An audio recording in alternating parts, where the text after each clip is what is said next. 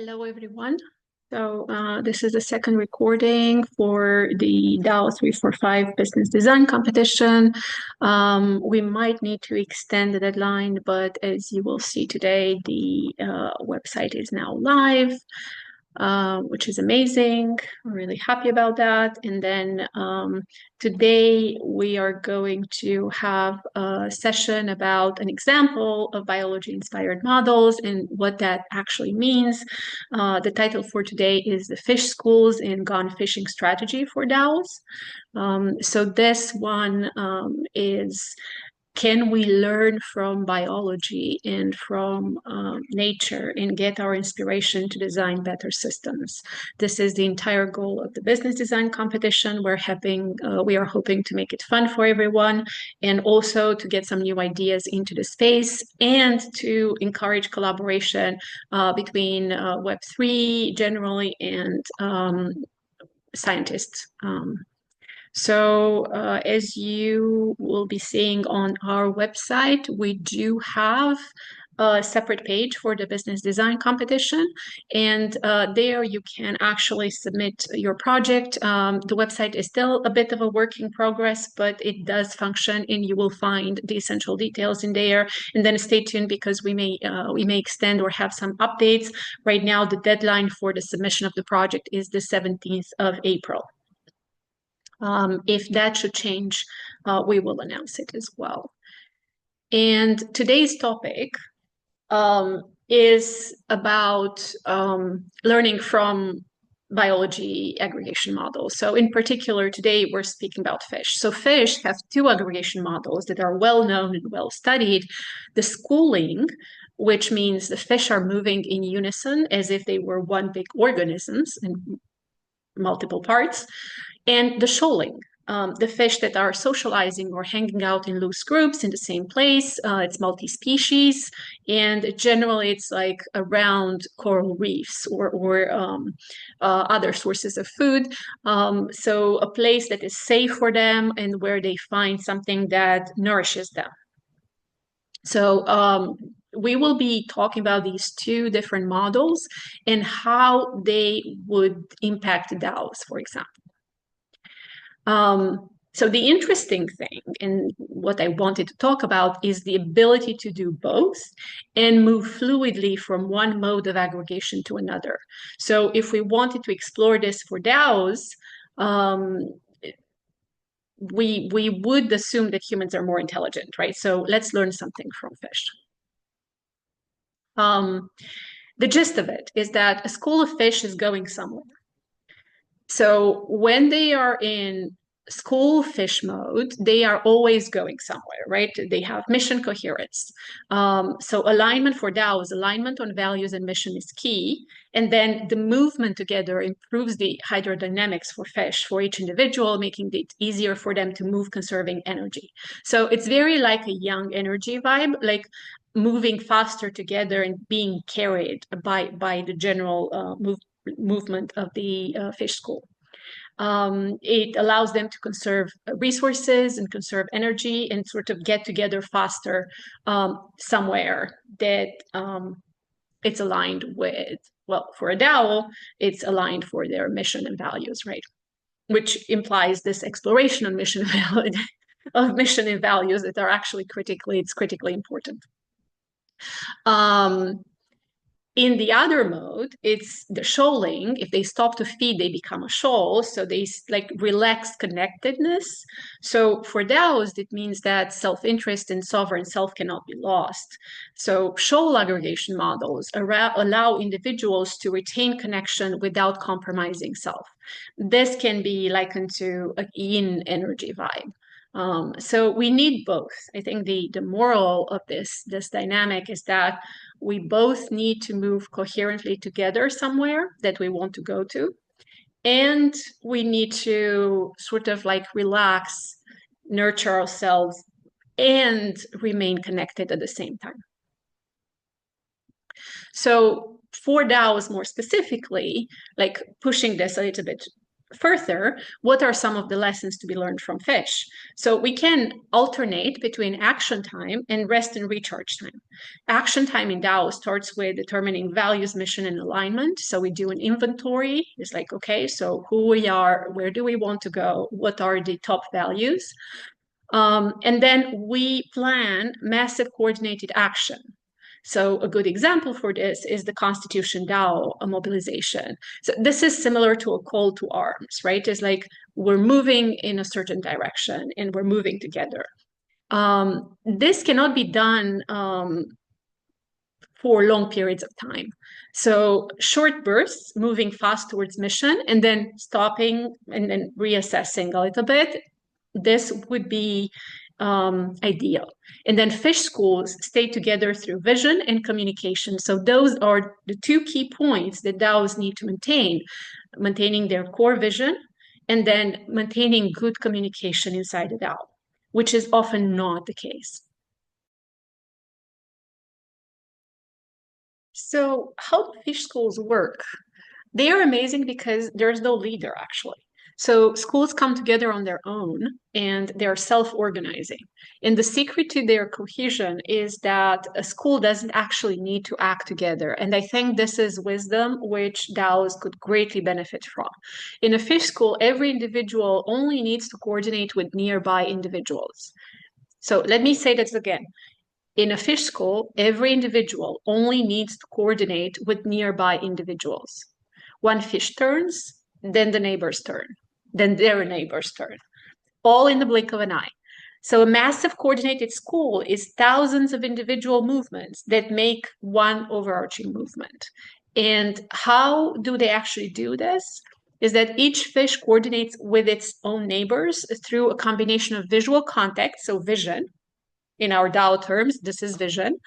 And then there is sensing the pressure changes in the water around the fish. So this is how they communicate between them. So vision and communication with their neighbors. So in the system, the number of neighbors to which each fish pays attention determines the size of the group and the degree of coordination. So again, this is very important for DAOs, is like how many DAO members do I have to pay attention? What is the size of the smaller subgroup within the DAO that I'm coordinating with, and what is the degree of coordination? So this is super important in the design and coordinated movement. And then each fish maintains a zone of repulsion with its neighbors to avoid collision, because again, the idea is not to step on each other's toes, right? So that is our sort of like personal space that we need to maintain. And then outside that is the zone of orientation where we are attempting to match the movement. So orienting to match and sort of coordinate with the people next to us or in our own subgroup is the key. And when the school is stationary, maintaining a closer distance is a greater priority. But if the school is stationary, it would likely become a shoal. So it is stationary. It can also be stationary without becoming a shoal if it's stationary in order to change direction, for example, or like do other movement things. But these are very sophisticated models. So yeah, fish wisdom. The other side is the rest and recharge mode. So the action time always should alternate with the rest and recharge period. Constant movement leads to burnout and depletion. And because especially DAOs are still lacking supporting systems, so it is essential to plan for intentional shoaling.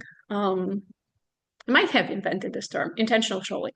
Similar to how an army marching needs to stop, rest, and recharge, DAOs need to allow for downtime for their members while maintaining connectedness so that the group doesn't dissipate. In many cases, this is done through common activities or shared interest and like planning a little bit better. But now with the advent of AI agents and the ability to integrate AI agents with smart contract as part of DAOs, we can build structures that sort of remain coherent and don't dissipate, even if like people come and go. And this is normal in fish schools, and in fish shoals. Obviously, also some fish will join and some fish will leave. Right? They're not they're not very tight containers. Another fascinating thing I wanted to share about fish schooling is that this is an ecological phenomenon that actually arose about 200 million years ago in terms of evolutionary um, mechanism. So the biologists have speculated that schooling behavior will appear and disappear depending on a change in the ecology of fish, new habitat conditions. So essentially, they are adapting. These are adaptive behaviors, and they will transform into other forms of social behavior depending on the circumstances. So again, from a DAO perspective, one mode of organization cannot be fixed. The organization itself, the aggregation models, need to be flexible to evolution, to outside circumstances. And I think this is one of the other key pieces that I wanted to communicate here.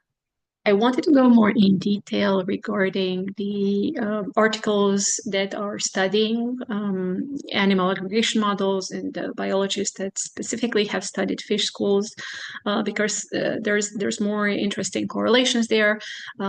So I found this article from 2002 about self-organized fish schools and examination of emergent properties.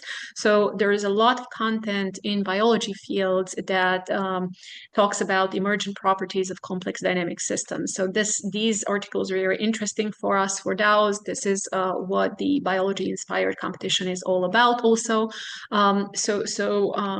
This article is available online. And then I wanted to illustrate a little bit from it, the complexity of self-organized fish schools. I think that self-organization and complexity are very important principles for DAOs to understand and to work with. For example, this particular article reproduces a figure from an older book that gives examples of coordinated movement and directed activity, both which are emergent properties of fish schools, and they are also commonly cited defense tactics against predatory attack.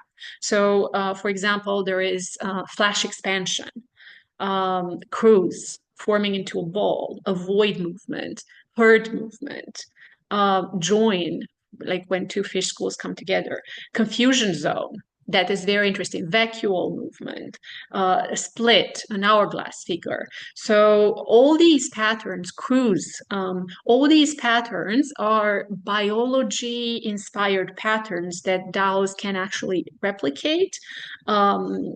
To protect themselves against attacks from other DAOs, for example. So it's a bit more sophisticated in terms of beyond the presentation, just of general principles. It becomes a little bit more sophisticated in terms of like, can we study these animal models more in detail and extract from them some wisdom that we can replicate for DAOs? And can we actually build some more dynamic models which are self-evolving and self-organizing? And this would be very important, for example. Let me see, scrolling down through the article, there is a lot of analysis that's being done already, including synthetic simulation studies. Again, we can look at that. It includes very interesting information, and the goal of our activities here at DAO345 Foundation is to learn from that and to make more materials, make more presentation, and invite other people to converse with us on these specific methods. Right?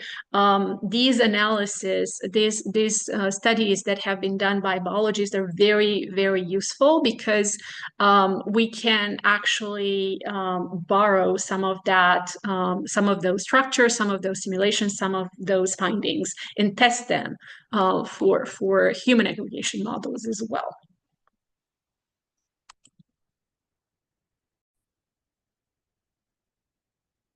Other articles are examining more specific behaviors in certain species, especially dolphins or whales, for example, which have more complex social networks and structures. And this is also related to generally, fish schools, fish shoals, wisdom.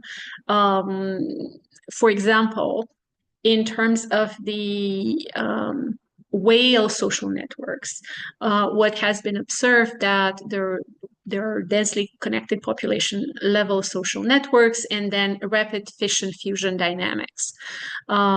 This is very different from what happens in the primates, for example. And then the social networks are open, which is very interesting for us, for DAOs, because we do want DAOs to remain open, like open networks, open systems. So even if stable social units are always present, the interactions between units are common, and then the whole systems remain open. We have, for example, whale studies that have observed association matrix and have modeled, and this is something I wanted to share, have modeled certain networks and shapes of networks, right? Like, for example, for whales, we have three types of networks which have been observed: low social differentiation, low modularity. It looks sort of very decentralized at that point.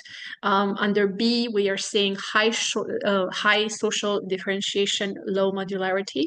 That one looks a little bit in between, like it's transitioning to something else, right?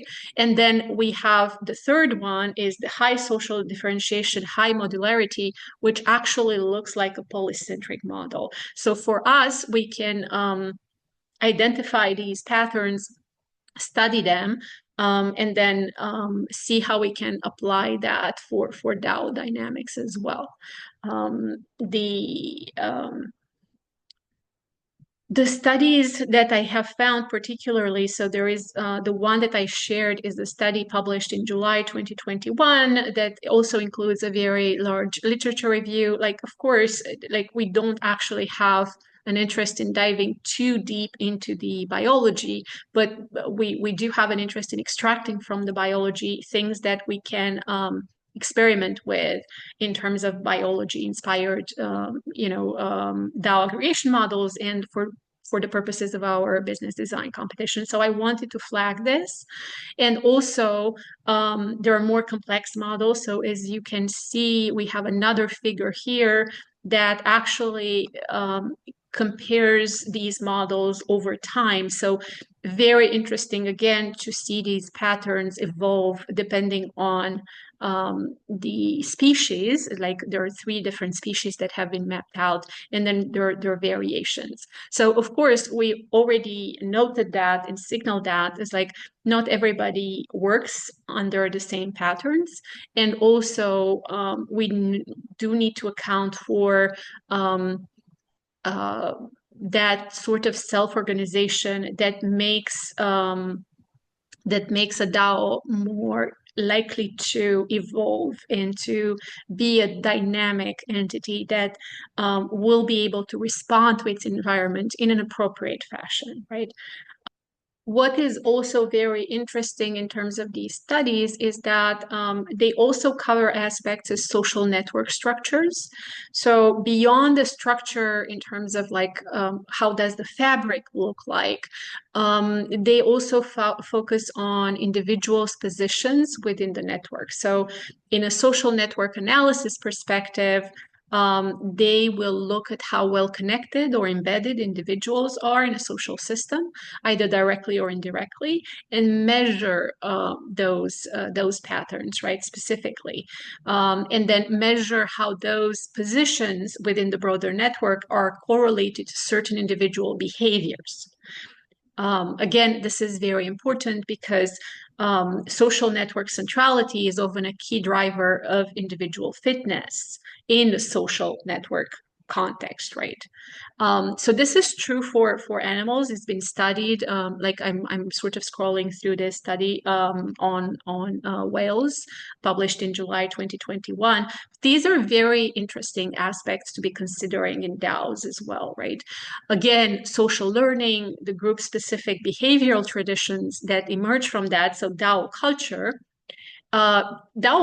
has been studied like tentatively in the last few years, and increasingly we're seeing studies, but we can also pull a lot of wisdom from the studies that have been done in animal ecology based on the network structure that have been observed, and like aggregation models that have been observed for animals, and then what behaviors, what roles, what comes out of that. So it will give us a little bit more insight into our own behaviors, because we are also nature.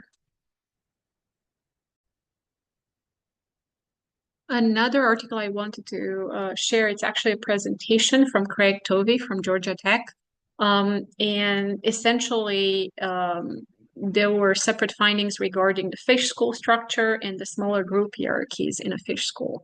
So the analysis was done from the fish school as a multi-agent self-organizing dynamic structure where control is distributed and each agent has limited information and computational capacity. So pretty much like a DAO. And the empirical observations have indicated effective group coordination with the absence of individual leaders, alpha fish. And then all members of a school tended to maintain the same speed and orientation. So school behavior was also observed to be different in certain circumstances, presence of a predator, and different food circumstances, right? It's like there where there is abundance versus a scarcity of food, and then also smaller group hierarchies have been analyzed in terms of what happens when fish meet fish, chasing, retreating, dominance play, interactions generally, right, in fish schools. And again, this could be a treasure trove of information about how individual or small group behavior impacts larger aggregation models, right, in terms of the patterns of behavior. And then, of course, all this has been modeled with mathematics. So this is very interesting because, like, we do have existing algorithms that have been developed specifically for biology that DAOs could actually use. And then, like, one of the more interesting models is what Dr. Tovey called a lattice type model, which was mapped out by the distance and the preferences in angles between the fish in a fish school. So there is one fish in a lattice position, and then we add fish into available spaces, and then we arrive to fish school formations, which are generally elliptical with maybe some holes in the lattice structure. So this idea of having a lattice, this very, very interesting because we can map out a lattice model for DAOs as well, looking at these findings about fish school structures. So again, lots of information. From my perspective, it looks like a treasure trove of biology related models and work that's already been done that we can potentially use for DAOs as well. And then the lesson there in the moral of the story is that fish holes hang around food sources. So this is how we can actually plan to maintain coherence and connectedness, to plan something that is attractive to the DAO members as activities. So what is the gone fishing strategy for DAOs in this case, right? So gone fishing strategy is typically a colloquial term for being unavailable, like I'm gone on vacation, or I'm gone fishing, or I'm gone hunting. It implies a temporary absence or a break from duties. So for DAOs in today's context, for this presentation, it means actually showing, breaking formation, just hanging out and getting fed. Now, we can do this like naturally, or we can do this a little bit more intentionally in a sort of a planned, careful way, in a mindful way. So This brings us to two important points. The point number one is that play generates more momentum, new directions for the DAO, and then like encourages creativity. So some of the DAO activities that are linked to play that could be actually intentionally designed for DAO members to remain connected during this rest and play mode is game night, music bands, D&D, book club, meetups, outings. So a lot of the DAOs that we're seeing are actually planning these activities and feeding these activities. And this is what generates momentum and community. But these would be serving best if they were designed to actually be like goalposts or places of rest or base camps alongside the DAO mission, right? It's like not completely unrelated or happenstance, but something that is to a certain extent tied into the vision and mission and values of the DAO. The other aspect, which is super important, is that fish need food before they can actually play together, right?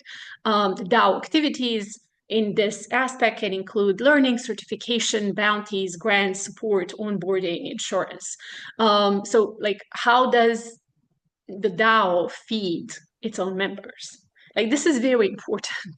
I think that there is not enough focus on this in terms of planning these relaxed activities, small group activities that are actually giving benefits to the DAO members beyond tokenomics, beyond the seeking alpha, beyond, the pure grants programs or the bounties. Like more attention to onboarding, attention into like how helping DAO members to risk manage, helping DAO members to get insurance coverage or sort of like admin support. And there are also some DAOs that are working on this, right? And we can look into that a little bit further during the business design competition as well. Finally, why did I want to have this presentation today? Is that today is World Water Day. It's been dedicated by the United Nations to freshwater and glaciers preservation. But I wanted to share something from the fish wisdom standpoint. It's like the ocean is so much larger and it connects every land, every island, every continent. There's so much in there. So perhaps the wisdom is to find ways to desalinate. There have been developments regarding smaller desalination plants that could be cheaper to build and implement in the infrastructure for small islands, but also for larger land structures. So the Cayman Islands, for example, does not have its own water source. So all the water that we have on island, which is not expensive and which is treated very high quality, is actually water from the ocean that is being desalinated. So we have a desalination plant, and this is where it happens. And it was built a while back, so it's not the most efficient one. It runs on fuel. But now there are better models that have appeared that are smaller in size, cheaper to build, and more efficient to work. So I wanted to mention that and encourage that also in terms of like thinking and learning from biology and sort of like how can we better work with nature instead of working against nature. So this is all for today's presentation.